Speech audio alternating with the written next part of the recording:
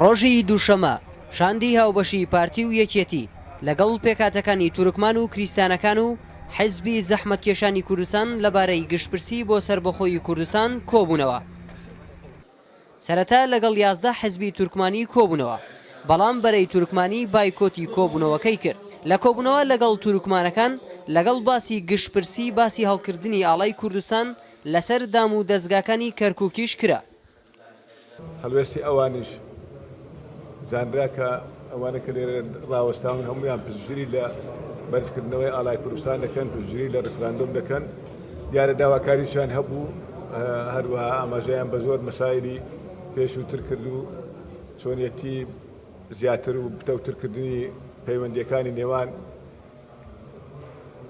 گەلی کورد و پێکهاتەکانی تری کوردستان.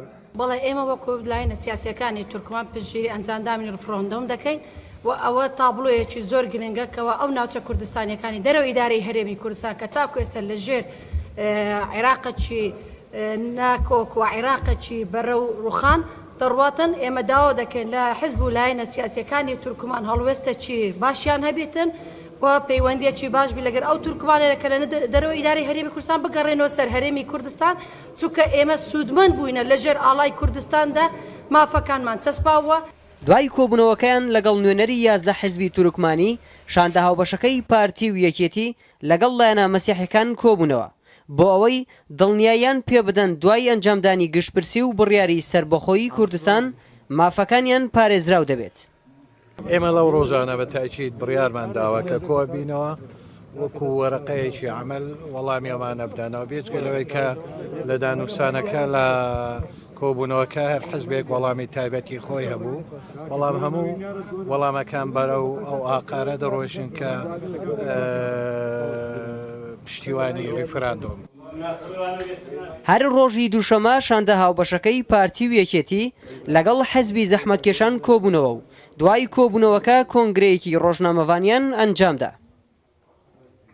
ئێمە لە حیزبی زەحمەتکێشانی کوردستان بۆ بەرزکردنەوەی ئاڵا، بۆ ڕفراندۆم، بۆ سربەخۆی ئەوانە مفرداتی ئێمە بۆ وەکو حیزبی زەحمەتکێشان لە دوای ڕاپەڕینەوە.